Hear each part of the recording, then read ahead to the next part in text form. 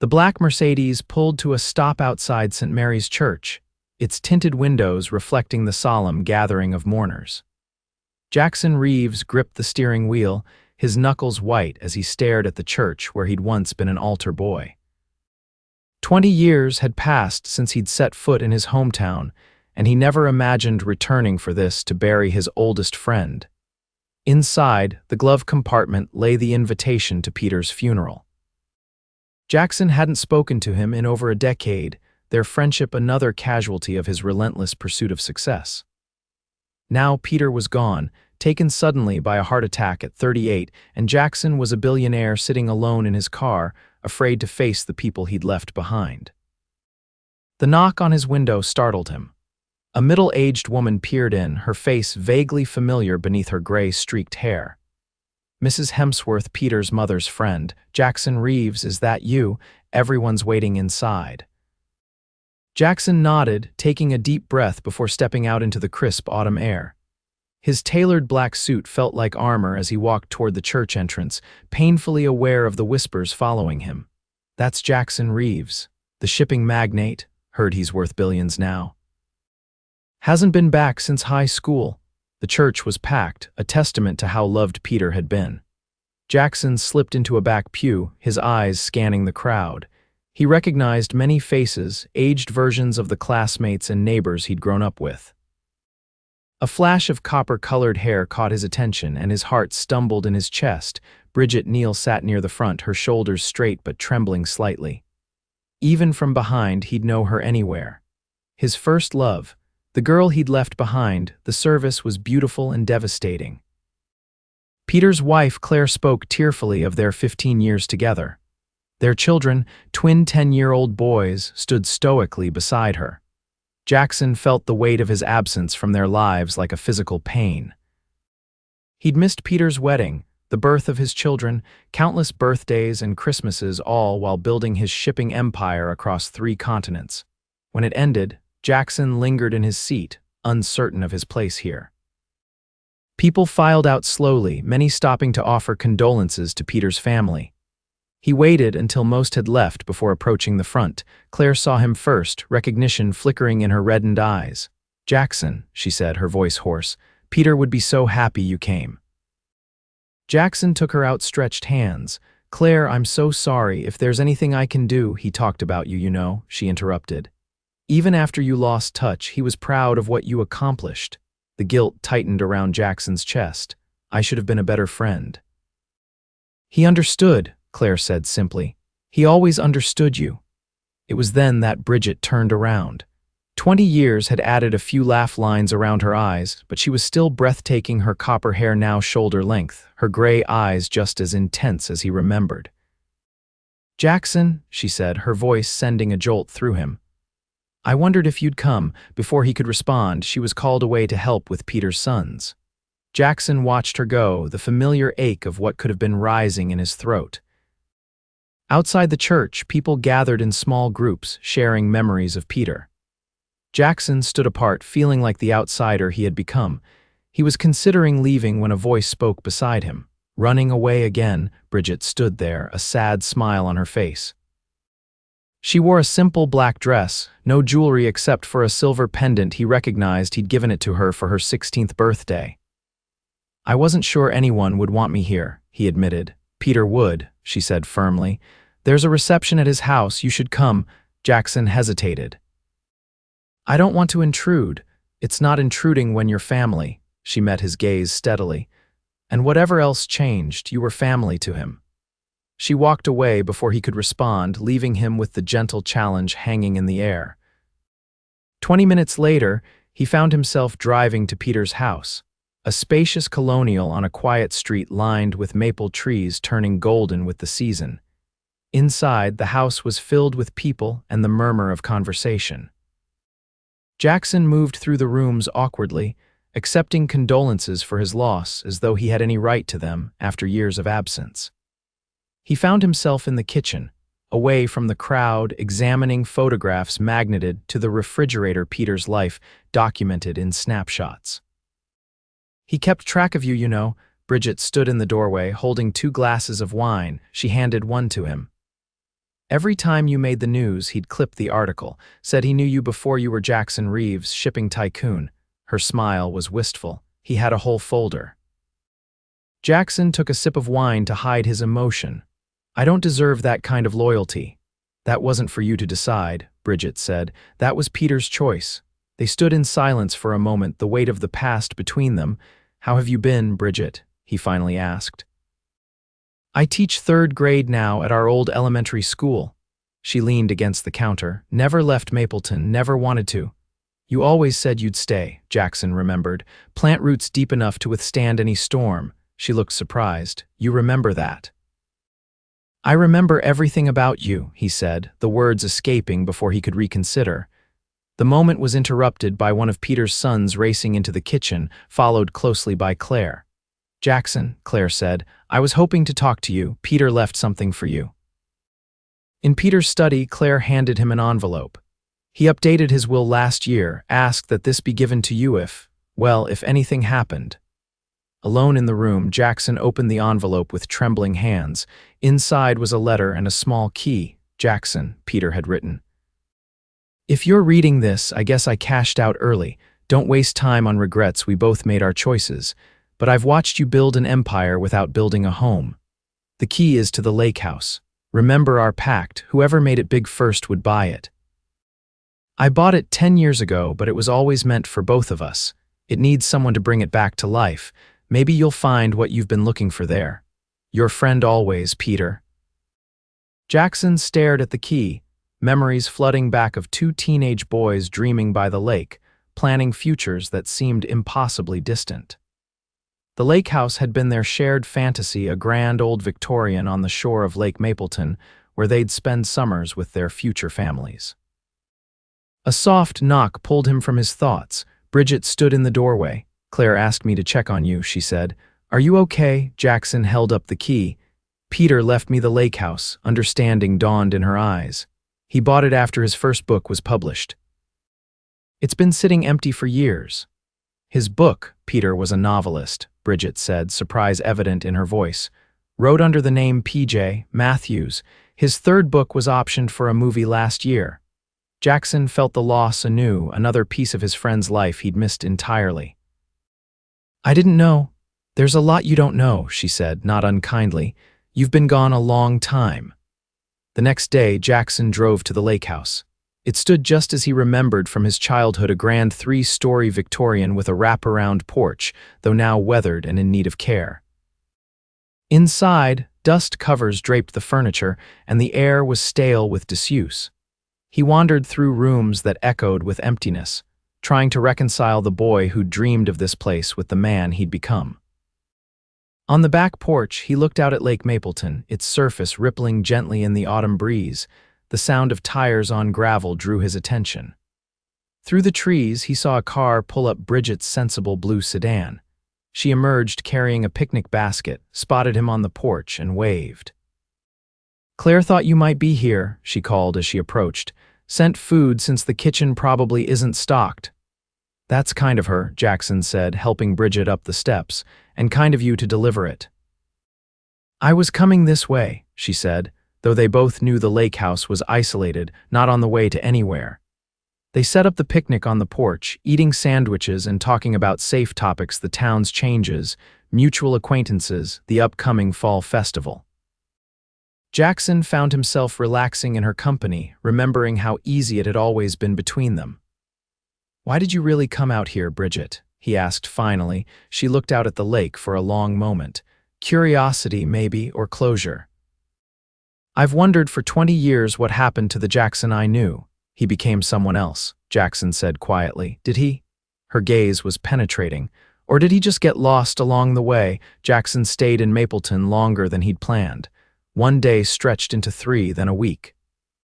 He took a suite at the town's only boutique hotel and spent his days at the lake house, meeting with contractors about renovations. His evenings were often spent with Claire and the twins, learning about the friend he'd lost. Bridget appeared regularly in his new routine, bringing coffee to the lake house when he met with architects, offering insights about local craftspeople who could restore the original woodwork, sharing stories of Peter that made Jackson laugh, and ache simultaneously.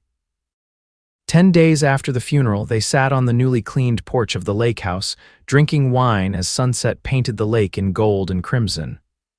"I always thought you and Peter would end up together," Jackson admitted. "You were so close in college," Bridget laughed. "Peter." "No, we were just friends. He met Claire's sophomore year and was done for." She swirled the wine in her glass. "Besides, I was still getting over someone else." The implication hung in the air between them. "Bridget," Jackson began, but she shook her head. Not yet." She set her glass down. "You hurt me, Jackson. You left without looking back." "I looked back," he said quietly. "More than you know." They fell silent, watching as lights began to appear in houses across the lake. "I should have written," he said finally. "Called something?" "Yes," she agreed. "You should have." "Why are you here now?" he asked. After everything, she considered the question. Maybe because Peter believed in second chances, or maybe I'm just curious to know if there's anything left of what we had. "There's everything left," Jackson said, the words coming from somewhere deep and honest. "At least for me." The next morning, Jackson's phone rang early, a crisis at his company's Mediterranean port requiring his immediate attention. Within hours, he was on his private jet, promising Bridget and Claire he would return soon. 3 weeks passed before he could extricate himself from the situation. Throughout the endless meetings and negotiations, his thoughts kept returning to Mapleton, to the lakehouse, to Bridget. They spoke daily, their conversations gradually shedding the layers of guardedness built up over 20 years of separation. When Jackson finally returned to Mapleton, the town was transformed by early winter, a light dusting of snow covering the ground. He drove straight to the elementary school, arriving just as classes were letting out. Bridget was helping students into their coats when she saw him standing in the doorway. Her surprise gave way to a smile that warmed him more than any fire could have. "You came back," she said when her last student had departed. "I promised I would." He stepped into the classroom. "And I'm done breaking promises to people I care about." That evening, over dinner at the lakehouse now with a functioning kitchen, Jackson told her about his decision. "I'm relocating the company's North American headquarters to Boston," he said. "It's only an hour from here." Bridget set down her fork. "What are you saying, Jackson?" "I'm saying I'm staying, not just visiting, staying." He reached across the table for her hand. "The lakehouse renovations will be done by spring. I'll commute to Boston when necessary, but Mapleton is home. It always was." "And what about us?" she asked, her voice steady despite the vulnerability in her eyes. "That depends on you," he said. 20 years is a long time. We're different people now, but I think we might be better people together." They began dating properly, dinner at the local bistro, weekend drives along the coast, quiet evenings at the lakehouse watching contractors transform it from neglected to magnificent. Jackson learned about the woman Bridget had become passionate about education, fiercely devoted to her students, active in community causes. She discovered the man behind his business success, strategic but ethical, driven but increasingly aware of what his ambition had cost him.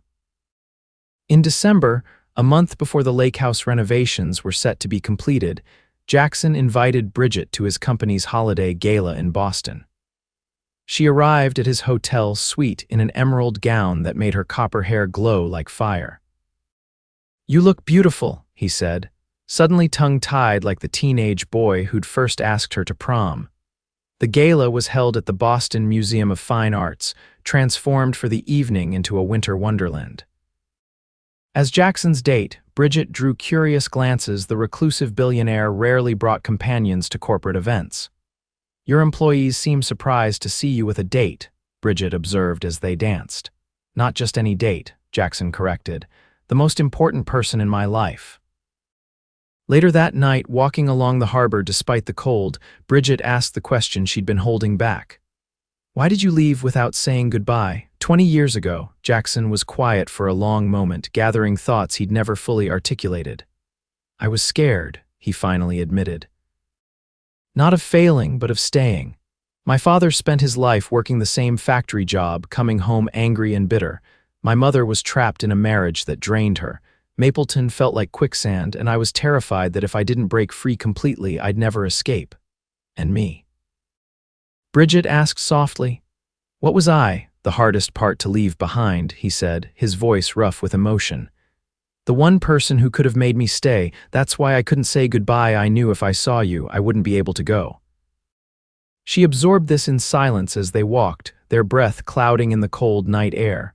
What's different now? She finally asked. Jackson stopped, turning to face her. I am. It took losing Peter to make me realize success isn't measured in ships or dollars. It's measured in the lives you touch, the love you give and receive. He took her hands in his. I've been running for 20 years, chasing some idea of freedom that turned out to be the loneliest kind of prison. I'm done running, Bridget. Christmas came to Mapleton in a flurry of festive lights and community celebrations. Jackson, to the town's collective surprise, volunteered to judge the annual gingerbread house competition and donated generously to the winter coat drive. He spent Christmas Eve with Bridget at Claire's house, watching Peter's twins open presents and feeling the bittersweet ache of his friend's absence. On Christmas morning, Jackson took Bridget to the lakehouse. The renovations were nearly complete, the grand old Victorian brought back to its former glory while incorporating modern comforts. It's beautiful, Bridget said, wandering through rooms now furnished with pieces that honored the house's history while feeling fresh and welcoming. There's one more room I want to show you, Jackson said, leading her upstairs to a space they hadn't yet discussed.